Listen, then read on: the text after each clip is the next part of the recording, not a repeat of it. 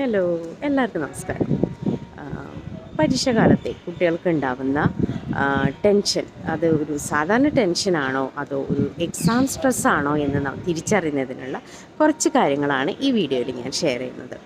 അതായത് ഒരു എക്സാം കാലമാകുമ്പോൾ കുട്ടികൾക്കുണ്ടാകുന്ന ശാരീരിക വേദനകൾ, അതായത് എല്ലായ്പ്പോഴും തലവേദന, വയറുവേദന, വയറ് സംബന്ധമായ പ്രശ്നങ്ങൾ, കാലുവേദന, ഇങ്ങനെയുള്ള വേദനകൾ നമ്മൾ ഡോക്ടറെ കൺസൾട്ട് ചെയ്ത് മരുന്ന് കഴിച്ചാലും മാറാതിരിക്കുക.